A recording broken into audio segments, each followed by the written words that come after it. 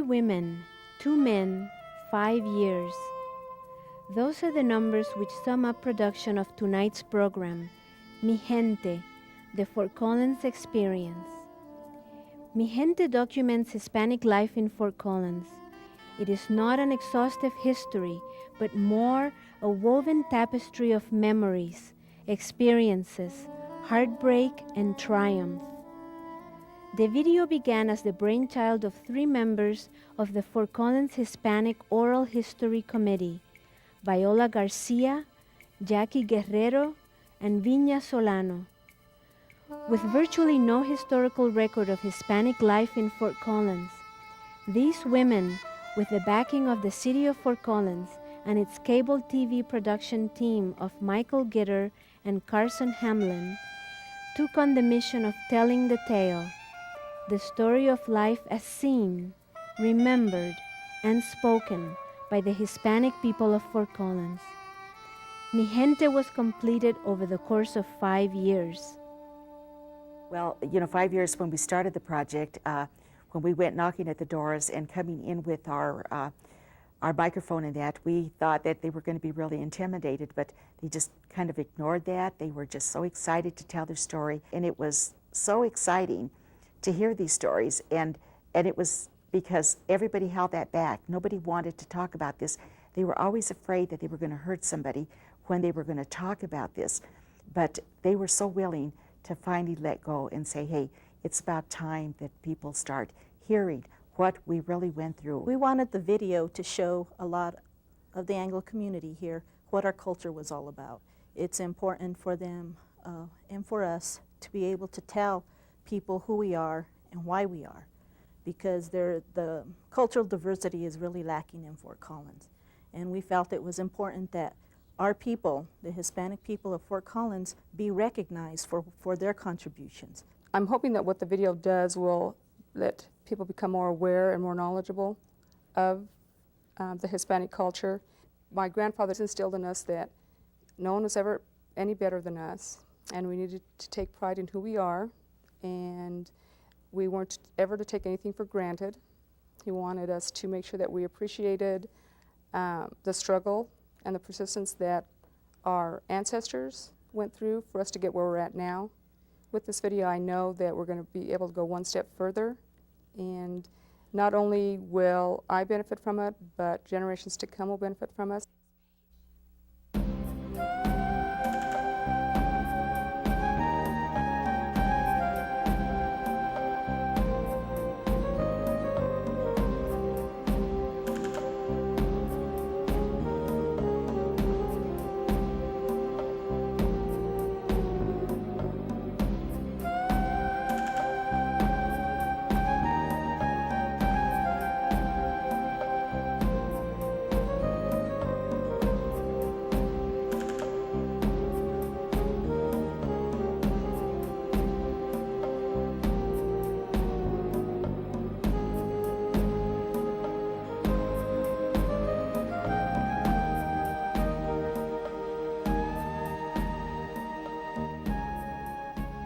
Life, liberty, and justice.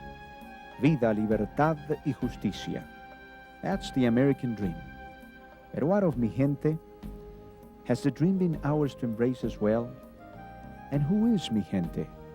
Spanish American, Mexican American, Chicana, Chicano, Hispanic? Mexican American was the term most widely used in textbooks, in the school system, and by governmental agencies prior to the introduction of the term Hispanic.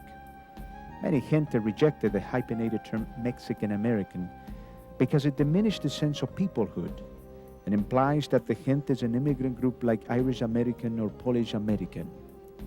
The historical fact is that people of Mexican origin were actually settled in what is now the United States years before the Pilgrims landed. There is little recorded of the history of Mi Gente here in Fort Collins.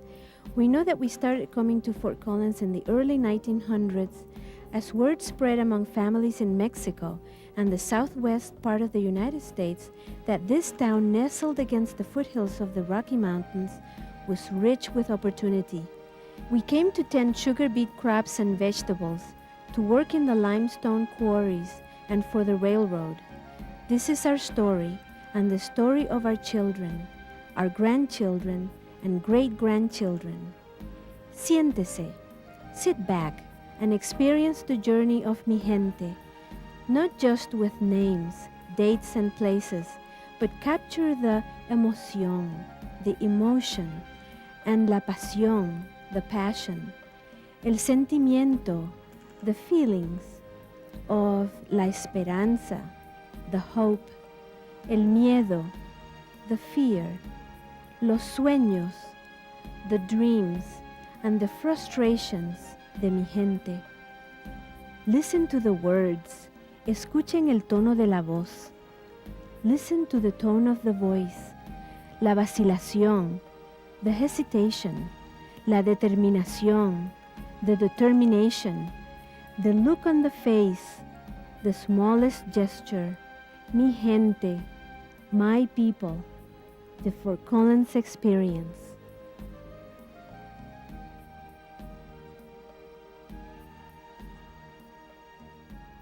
I think there's been a misconception about Hispanic families, and that is that it all revolves around the father. The father has a very special role. It's almost like the rooster in the sense he's very proud, and he does have a very special role and purpose in the family. But when it comes for the source of life, or the source of compassion, of comfort, of direction, it's really the matriarch or the mother. Our families stayed together. It wasn't like it is now that, you know, as soon as they're 18 years old, they want to move out and get their own apartment. Well, they didn't do that then. The families stayed together, and I remember during the Depression, my brothers, I had older brothers, and they worked out and helped to support the family. They lived at home. They helped to support the family, and they were close. That was just something that was expected of them. The father went out to work and maybe he had a contract for 60, 70 acres of beets to thin, top, and on. That was the family. The whole family worked.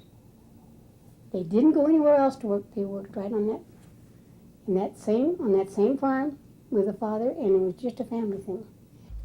I did come from a mixed cultural marriage. My father was Anglo. My mother was Mexican. I use the word Mexican instead of Hispanic because it's closer to what I feel I am.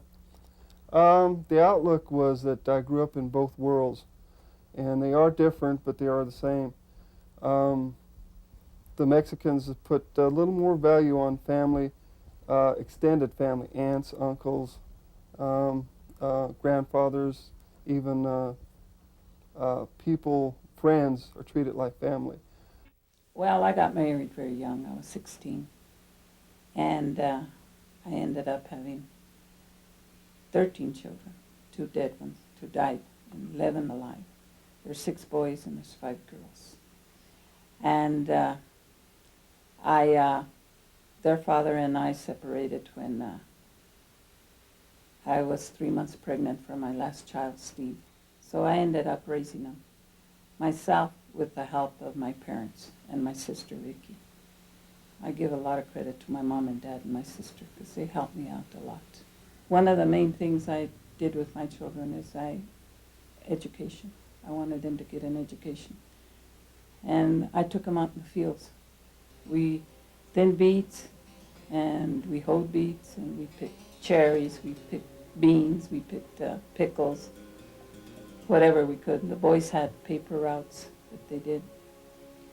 And there was no time for goofing off, you know, because there was a large family. Like she says, she had us all go and work the fields. Talk about an incentive to stay in school.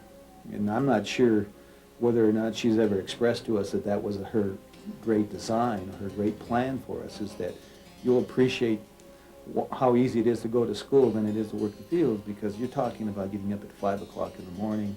You're talking about being out in the sun and working bent over and doing that strenuous labor. And you're talking about working with people whose whole lives were just doing that. Well, you're not accustomed to that. And after 8 hours or 10 hours of doing that kind of stuff, where you're making $1 an hour, and then coming home, oh my God, talk about school is easy. Your hands smell of the blackberries you harvest in the fields that steal your sweat at $2 a bucket. They are hard, warm, young, wise, hoes that bring bread to the tables, dark stones that give light when struck, pleasure, support, anchor of the world. Francisco Alarcón. My mother passed away when I was 10 years old, and Dad never did remarry, and we all had to pitch in and take care of each other and cook and wash. And my sister Mary went to school in Greeley, and she'd come home on weekends and wash clothes, and Saturdays we all pitch in and wash floors and clean the house. And we all learned how to cook because not that we wanted to, we had to. So, and Dad showed us a lot. But he worked for Frank Creamery for many years.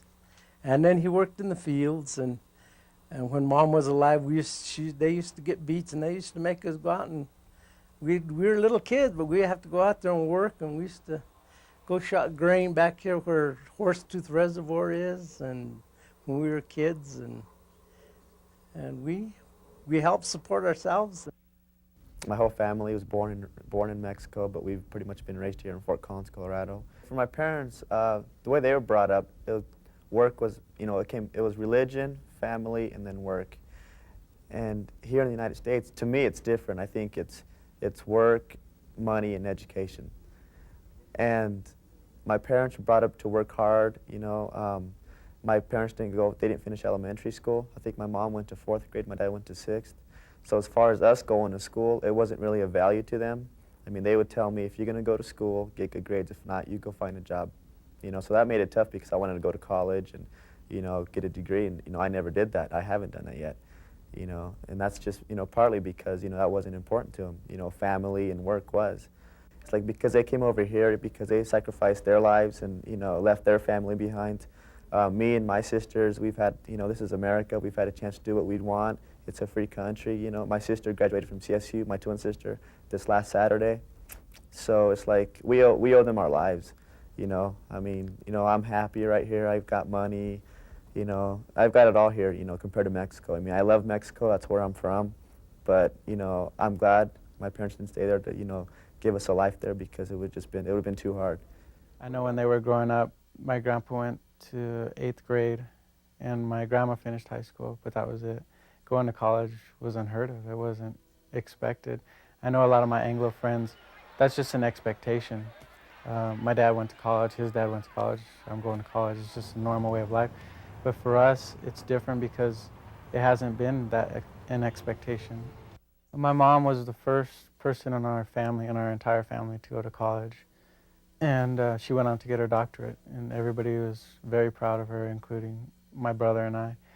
And she's passed that down to me and shown me the importance of education, why you should empower yourself with knowledge.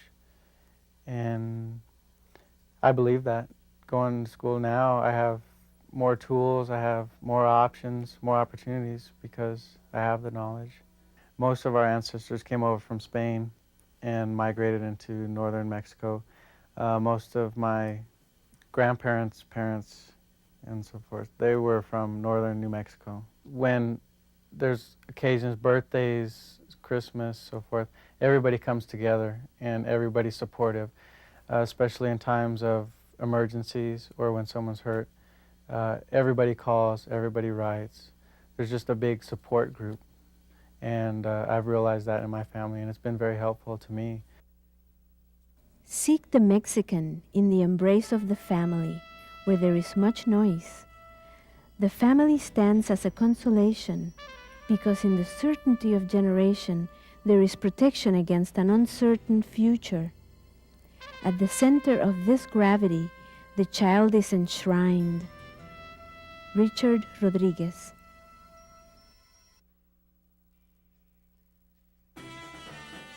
Hispanic life in Fort Collins has unfolded primarily in 4 neighborhoods: Altavista, Andersonville, Buckingham, and the Holy Family area.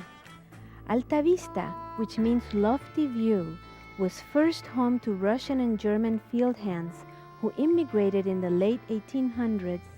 As the European immigrants became property owners, and were later drafted into service for World Wars I and II, Spanish Americans and Mexican nationals took their place in the fields, picking vegetables, sugar beets, and other crops. In the 1920s, the Great Western Sugar Company, which had built a factory northeast of Fort Collins, developed the Alta Vista neighborhood for its Hispanic workforce, and for many years, the area was known as Spanish Colony. The sugar beet plant closed in 1954, but the main building has been restored and now serves as the city's streets facility. The Great Western Sugar Company was adjacent to farmland where a small group of Hispanic farm workers lived. The farmland was owned by cattle rancher and banker Peter Anderson, and today the area is known as Andersonville. Both Alta Vista and Andersonville were annexed to the city of Fort Collins in 1974. South of Alta Vista is Buckingham, which was also originally a Russian and German settlement. Buckingham was annexed to Fort Collins in 1906, and although a few descendants of the early Europeans still live there, the neighborhood is primarily Hispanic. Some of the early residents of these neighborhoods brought with them the art of making earthen bricks from dirt, straw, and water, building strong and economical adobe homes. Northwest of downtown Fort Collins is the Holy Family neighborhood, one of the very first neighborhoods established in Fort Collins. This area takes its name from Holy Family Catholic Church, which was founded in 1929 and was the first church in Fort Collins to offer Mass in Spanish. The congregation is still largely Hispanic. Holy Family was established in the 1920s in part because many local Hispanics were not accepted in the downtown area of Fort Collins, where the only other Catholic church was located. Most of these Hispanic neighborhoods are literally on the other side of the tracks. For many residents of these neighborhoods, living on the other side of the tracks is simply a geographical quirk. For others, no doubt, it's been a state of mind as well. But times and circumstances are changing. When the sugar beet factory closed, descendants of the migrant workers learned the trades and became carpenters, railroad engineers, conductors, and city workers. Progress has been made, measured in small steps, but it is real and tangible. With today's increasing awareness of the importance of education among the local Hispanic population, the next step is already underway, leading to even greater opportunity.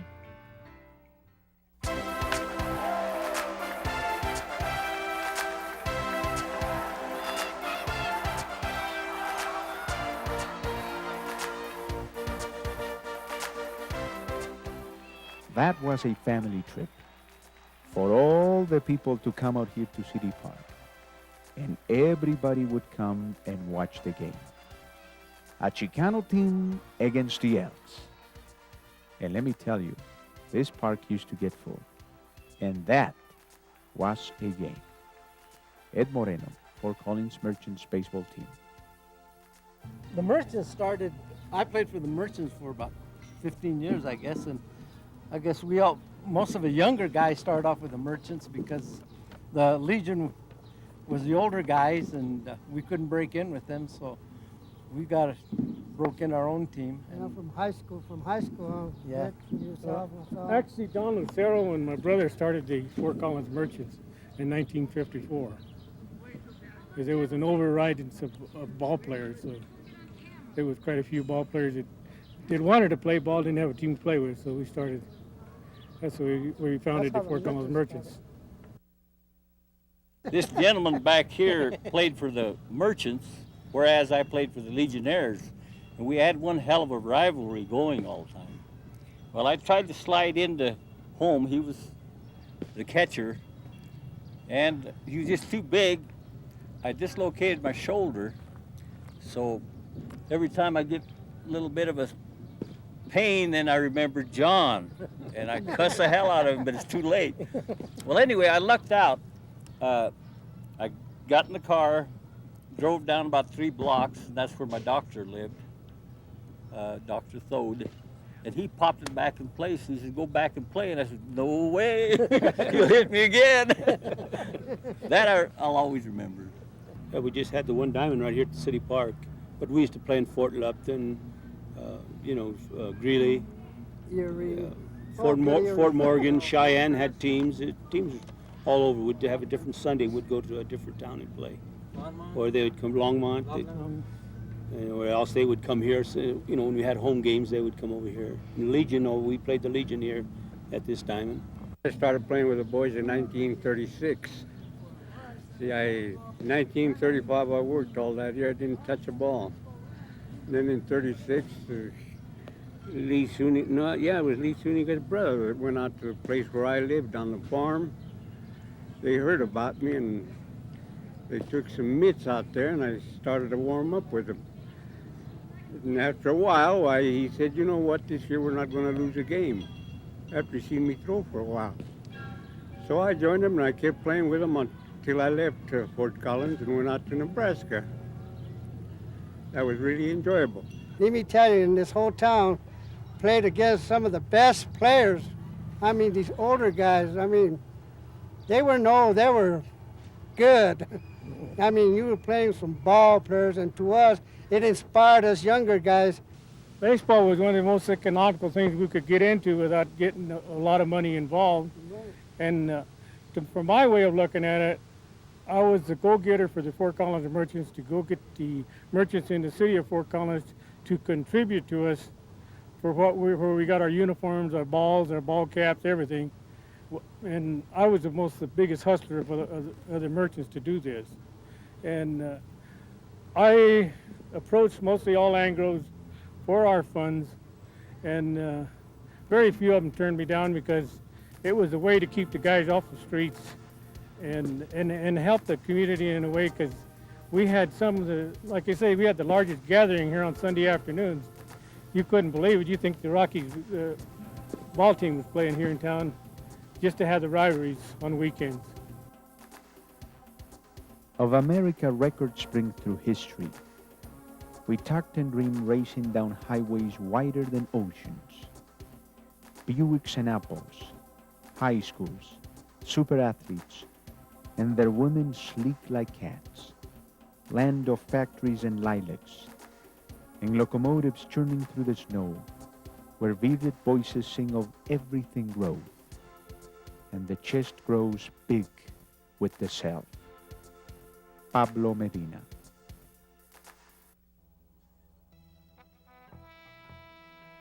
I was born in that same church, one family. I was baptized, I was confirmed, went to school, and I got married there. My children were all born into the church, baptized, and were all married there. And it was a good influence. They went to Polka school, and I think it was a good influence. It's been important in my life. Now you're talking about the church. I worked for the church for half price as a carpenter. I also hauled their brick for that big building that's there for nothing. I hauled their coal for 20 years. Religion was a part of you. It was part of your culture. I mean, all of the great festivities, September 16th, Independence Day, or Cinco de Mayo, or Fiesta Days, or anything that was a celebration, for example, was all done through the church. We were required, I think it was in a sense, because not only did we work in the fields, we worked at home, we worked outside with paper routes and anything else that we could do. You were required to contribute to the church, and since she was raising all these children by herself, we couldn't contribute financially. So how did you contribute?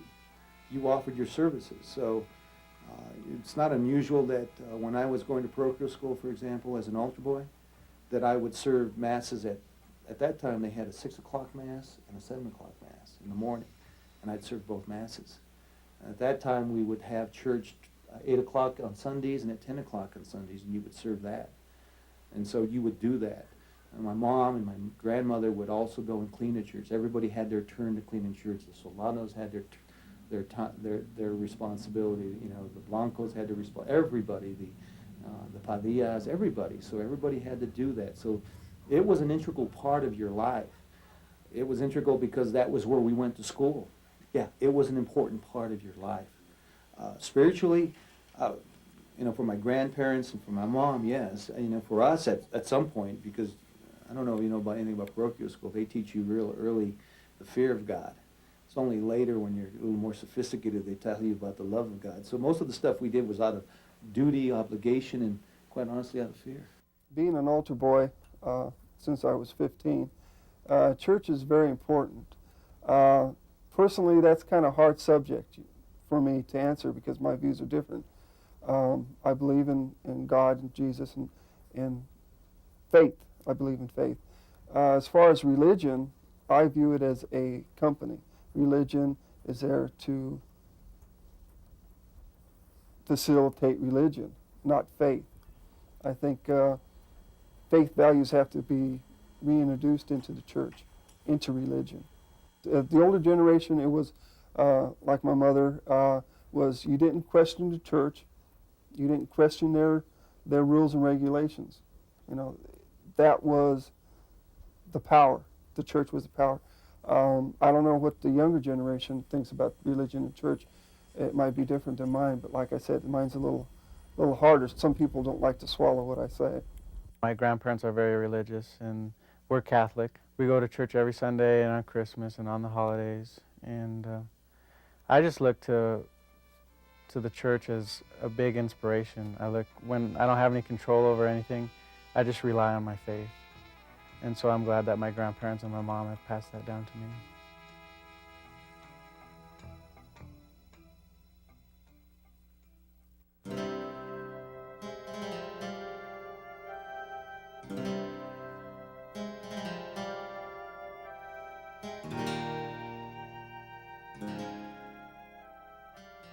What did you think of the video when you saw it? It's very nice, very nice, yes. You enjoyed that? I enjoyed that. And you could relate to a lot of the things that were on the video? Yes, yes. Lots of the works, you know, in the fields and all that, you know, remind me of when I was in the field, you know, with all my kids, you know. We went to work at 3:30 in the morning, and we worked until about 4 because it was too hot to work all day, you know. What do you mean when you say it was the truth when you saw the video? He said that the things happened the way he talked about it in the video. That's why he says it was the truth. Así no pasó. Yes. Mrs. Vigil, would you like? Yes, I'm saying the same thing he's saying. The truth on that tape there. You have all the truth in there. So what is the truth that you think that's the truth that they're saying? Well, how people were treated? Yes, how people were treated. I was born and raised in Fort Collins. Went through just like she did, through the beet fields and all that. Worked for 50 cents an hour at Cedar Plastic, and that's when we got started. Then we had the Sam's place there where the Mexican people couldn't go into town. So they'd have their business with us. That's when we got started. But it's all truth in that video that you have there. Did you see the video before? Have you watched it before? Oh, yes. Could you tell us what you thought about it? Well, I think it was very interesting. How?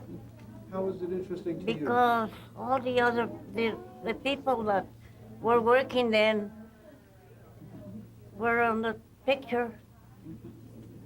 And even my dad, Iceland, and he's been dead for a good many years. And he's in the video? And he was in the video. Oh, wonderful. Wonderful. That's great. Even my daddy was there. Your dad And that's why it was so interesting.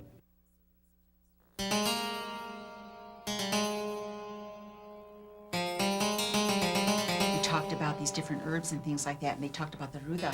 So we told her about it, and so she started applying it, and her face went right back to shape, you know. And also with a lot of ones that had strokes, you know how they get to where they can't talk, you know, and if they put that on their face or wherever they have the, you know, paralysis, and that'll help it, and it'll bring it back to its normal strength in that, you know. So ruda is a really good one that they use, you know. Another one that is really used is osha. Osha is used in New Mexico. Everybody in New Mexico uses osha. It could be for fevers, for infection in your lungs and that, you know, when you get infection in your lungs and that.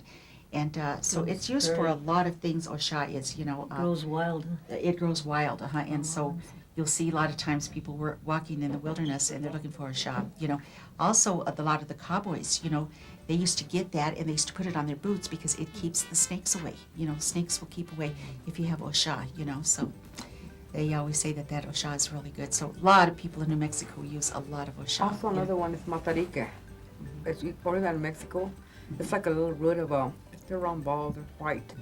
And all you do is boil them and drink them like tea, but they're so bitter. But that is good for fever. And those that have laryngitis, all you do is just drink that.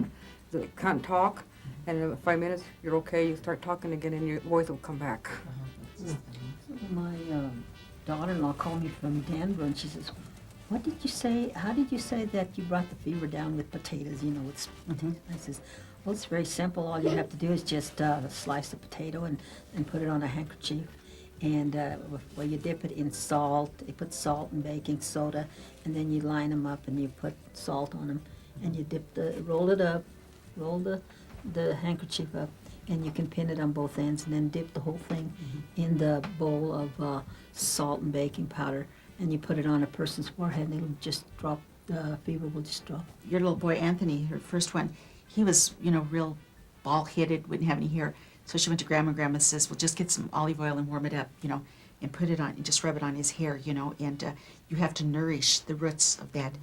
Well, she did that, and boy, he came out with more hair than she wanted, you know. He just really, really lots of hair, you know, but the warm olive oil, you know. Yeah, I don't know. I got lots of remedies from your grandma too, and I still use them.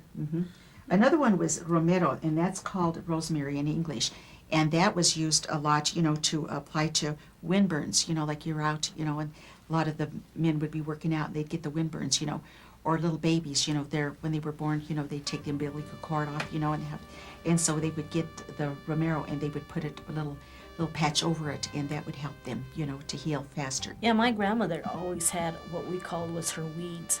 If we ever had anything wrong with us, we'd tell Grandma what it was, and she'd go get her weeds and make us a tea. And we'd drink the tea, and we'd be fine.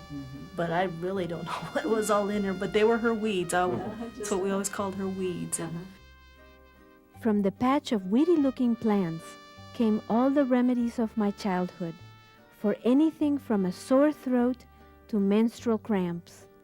Abuela had a recipe for every pain that a child could dream up, and she brought it to your bed in her own hands, smelling of the earth. Judith Ortiz Kofer. I had an earache, and my mom told me to put, you don't fry the onion, you just burn it hot. The pan's got to be hot, and you burn it on both sides, then you wrap it over a hanky, you lay it on it all night, and it just it draws everything out of your ear, and the next day, you're okay. I haven't had an earache in over 10 years. We have, like I said, we were so poor that we couldn't afford to be going to the doctor all the time, so we had to kind of rely on these remedies, and they helped us. They helped us. We're here today, so there's proof. Yeah, they work here with herbs, and like Mom says, unless you're dying, take to the doctor. But no, yes, that's we were right. cured. Too With all these herbs, we were cured. And the doctors are becoming aware of all these good herbal medicines, and I think they're beginning to apply them, to use them, and to give them credit. You know, the Mexican, the Indians, and all those that have these herbal remedies, I think they're beginning to realize that there is, you know, a lot of healing to it. An example would be the manzanilla, you know, that's chamomile tea, you know, and manzanilla, you even have it out in the yard, you know, it just grows wild, and they drink that for upset stomachs, and also if you can't sleep at night, just, you know, just get it and drink it, and it relaxes you and you go to sleep. Well, they sell that now in the stores, any place you go, you know, and it's called chamomile. The curandera is a woman that has, you know, it's not a learned thing. It's passed on from, you know, from family. You know, not everybody can be a curandera, and there a lot of them used to call them the witch doctors. You know, and they're not, or the medicine doctors, And what they do heal, and like if you have, like a bad spirit in you, if you have the devil in you, they could work through this, And it's all with herbs and things like that they work with. They use leaves, they use flowers, they use roots, they use gum, and eggs is another thing. But this is what a curandera is, But it's brought down from generation to generation. She is la curandera, faith healer. She is my nana. We face each other, child to grandmother, the trusting balance of young to old. She makes us drink a tea called Gordo Lobo, Fat Wolf, when we're sick with fever from the flu. She prescribes a tea of Estrella de Anís to calm the itching rash of measles, a tea of Manzanilla for those who can't sleep. The new Irish priest didn't understand. Witchcraft, he snorted, and refused to bless the scapular. Diana Garcia. My mother, very light complected, had platinum blonde hair. She used to do the shopping for families who lived in Buckingham because there used to be the white trade signs, no Mexicans or dogs allowed. So my mother, because she looked so light, could go into places other people couldn't go to. But I still feel that, people experience discrimination on a regular basis. I work in the community center, and kids talk about not being served or followed in a store because they look different. And I think people say, well, that can happen to anyone, but I really feel that it happens, and people who have never experienced it can't understand it.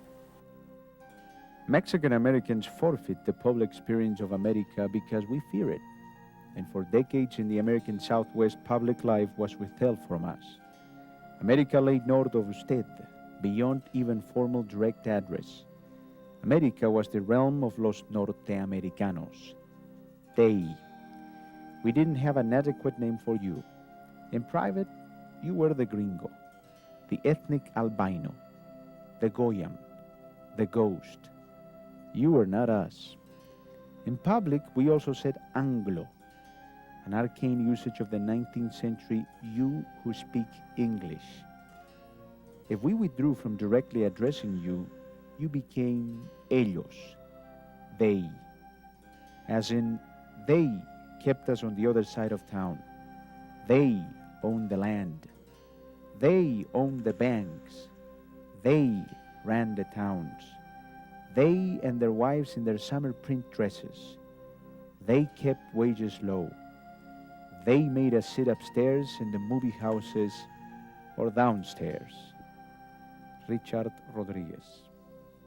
When I was young, I went to Remington School, and then I went to Lincoln Junior High, and then I went to Fort Collins High School.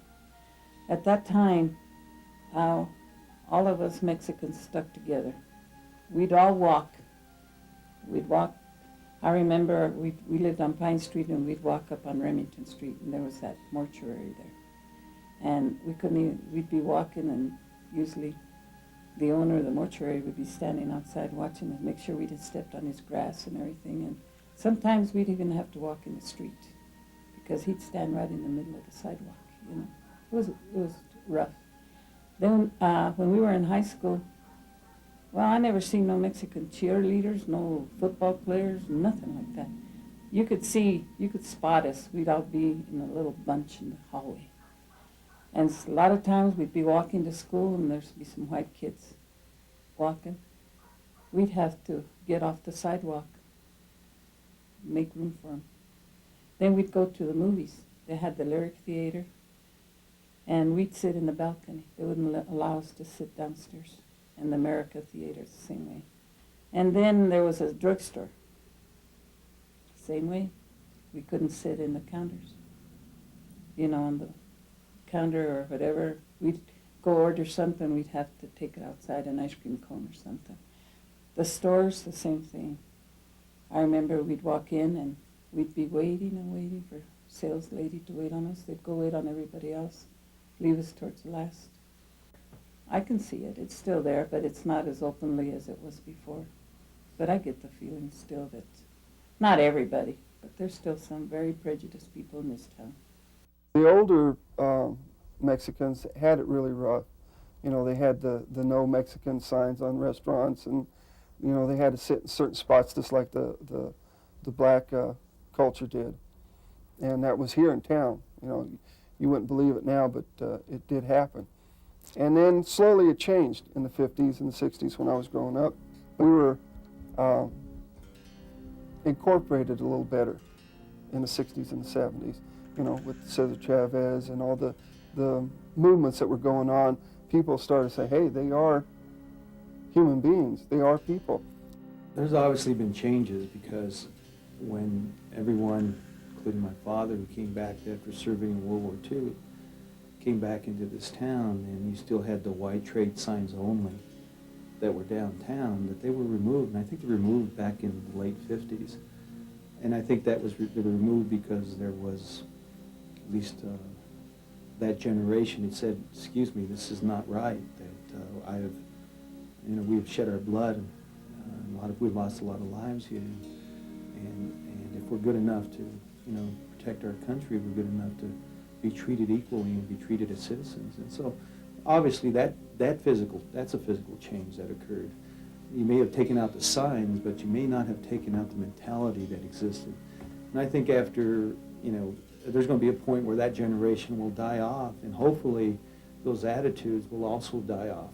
I think they're hard to die off.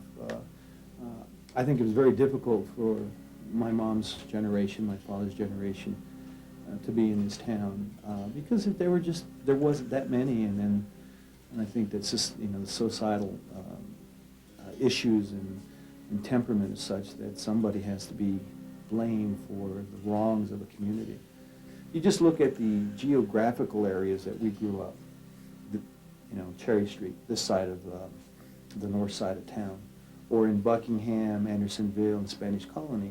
That's where we grew up, that's where we were raised, and it was the other side of the tracks. And so, I mean, the fact that you had two Catholic churches here, and one was all brown, the other one was all white for a long time. But it's changed because now you only have one school, and it's been somewhat integrated. And it's changed in a lot of respects, and I think, you know, hopefully the more diversity we get in this community, the more people who have experienced growing up with different cultures and that, the better this community will be. Well, we first moved up here when I was 5 years old, and I noticed the differences right from the start. In first grade, the kids would ask me, how come you have black hair? How come your hair is so dark? And I was like, wow, you know, this is first grade. I didn't know we were already focusing on that. But I didn't have any trouble making friends or anything, but they were quick to point out the differences in looks and appearance. As far as junior high, I moved away for a year. I lived in Texas and in Iowa. And there it's more diverse in Texas. You know, there's more Hispanics, there's more blacks. Nobody really questions that. Then when I moved back, I went to high school, I went to Rocky Mountain.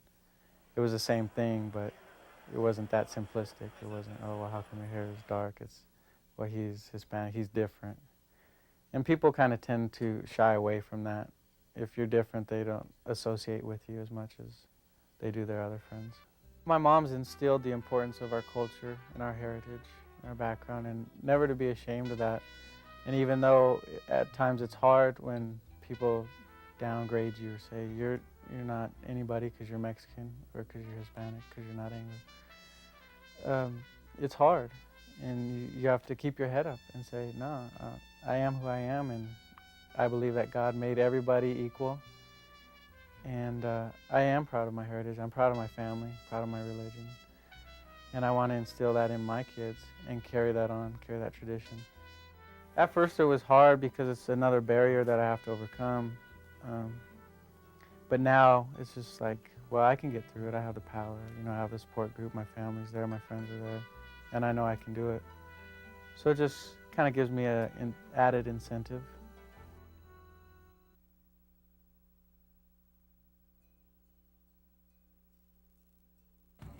The production of a video like Mi Gente is particularly meaningful for me as a Hispanic woman in northern Colorado because this experience has not been recorded or documented very well in the past.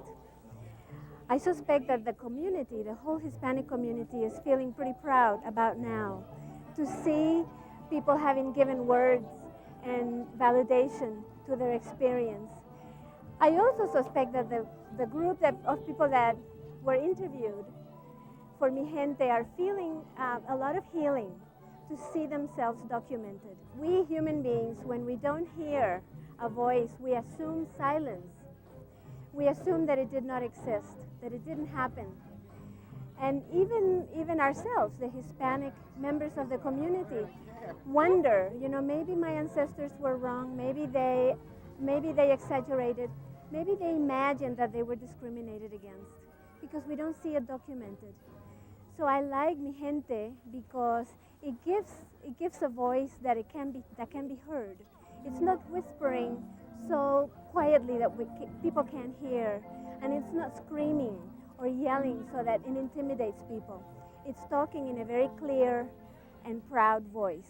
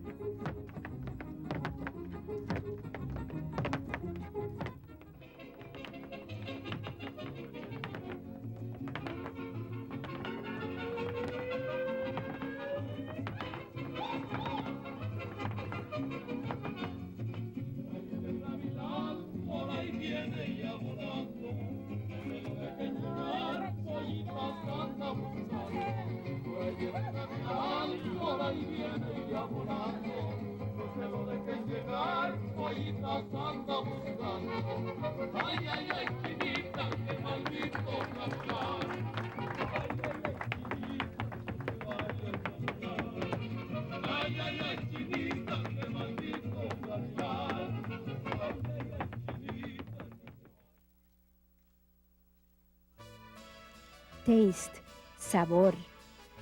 Food and music must have it. Sabor, flavor, is what Latino life is all about. It is the quality of our difference.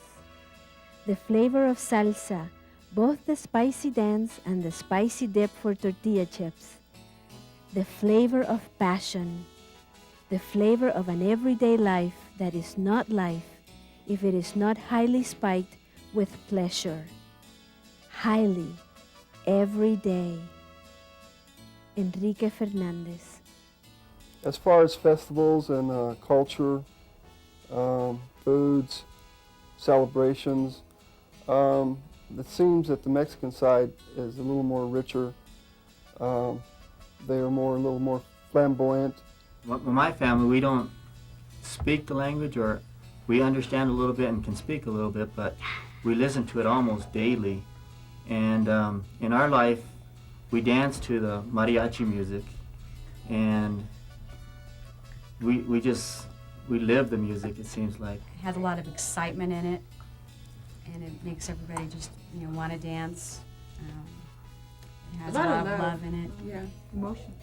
I became involved in dancing. It's folklorico dancing, which is Mexican folk dancing.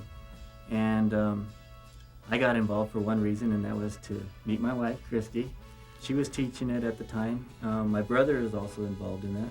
And since we got married, and now my son and my daughter both do it, and it's our family thing. We enjoy doing it. we enjoy having other people enjoy it. I mean, it brings out happiness. It's very lively. We live through our dancing. The dances all have a meaning, and she tells a story about the dances, and that's kind of a nice thing, because when you watch the performance, you don't understand it, and she can explain, you know, where this dance is from, what part of Mexico it's from, and the story behind it. And after she tells you the story and you watch the dance, you really appreciate it and enjoy it. Since a lot of us don't speak fluent Spanish, or really Mexicanos, then it kind of fills that void. It's a way to educate them maybe in a different way on their culture. September 16th and Cinco de Mayo became a real important holiday for our family for the political awareness. It also was a point for my dad to say, this is where you came from. He went out of his way that we would learn people's struggles, other people, not necessarily that we were experiencing them. We weren't migrant workers, but a lot of our friends were migrant workers. We would go and visit the conditions and say what was wrong with this. We would hear political speakers. The festivals I like to keep on the Mexican side are Cinco de Mayo, Christmas, Easter, and usually weddings because they're grand. A Mexican wedding is like a carnival, a dance, a fiesta if you want. You've seen them on television in the movies where everybody's dancing, having a good time. You invite everybody that you know, extended families, friends. They come from everywhere just to see if it's your child getting married or a friend getting married. There's food, there's tons of food, all kinds of different stuff people bring in or they have made right there in the church. Usually the ones I've gone to are in Holy Family Church in the basement. And usually a live band, and they play polka Mexican and regular music, and it's just it's hard to describe. You'd have to see one. It's just totally blown out festival type stuff. Another big thing in our culture is our religion. Mm-hmm. We're all close to God, and you know, say for instance for Christmas we go to midnight mass, and we keep that very important to all of us. Close to our hearts is God in our lives, and Christy and I teach, and Kathy, do you teach? We teach Sunday school, teach catechism, and we keep it, you know, prayer. I mean, we always pray before we eat, you know, pray at bedtime, and I think that's a big thing in our culture is God. What you see a lot in the Mexican people is they're very hard workers. And a lot of them you see still coming from across the border, very, very hard workers, and for very little pay. They still put out 110%, everything they got to get the job done. That's something we pass on to our kids too, because it was passed on to us to do your best and work hard. Another thing I like in our culture is the simple life. You know, a person might have a bunch of material things, but when it comes down to just the simple things in life, and you see that in a lot of Mexican families, they're real simple. Can make a toy for the kids, you know, out of scrap lumber, and they'll enjoy that a whole lot more than a store-bought toy. And we're just very simple people. I think one thing that I think is great is the food. Because we're big families, it's kind of like survival. We know that we can cook a crock pot of beans and a batch of tortillas and feed a big family, and it's on a, you know, even if you have a low budget, you can make a great meal. And we've learned that, and we all make our homemade tortillas and fresh beans, and we're happy with that. What we try to pass on to our kids is, and what our parents taught us, that love is what is really important. And Johnny mentioned that material things aren't. So it's not important if you have a fancy stereo or a fancy car. It's what you have. If it gets you there, that'll work. We don't have to worry about competing with anybody, because we are who we are, and we do the best we can, and that we learn from our parents. I think as in generations, you learn more, because when we were growing up, since our parents didn't graduate, that's what was important to us. To them was for us to graduate, but they didn't talk to us about college. Now we're raising our children. We read to them at nights, we tutor them, and we talk to them about college, because we've learned that there is a further place for us to go and we can do it. These hands, tied by centuries of rope to ovens, to tables and to diapers, to brooms, mops, trays and dusters, to saws and hammers, to picks, hoes and shovels, they scrub floors, plates, and lies. Pick strawberries, grapes, insults and onions. Plant corn, mint, hope, and cilantro. Piece by piece, they unearth our history. These hands, so large, so small, 2 hummingbirds, quiet, still, joined, pierced by a nail of U.S. steel, unbind, shout, close into a fist of sorrow, of anger, of impatience. These raise hands open, demand the same as they produce, as they are giving. These hands smile in triumph. Gina Valdez.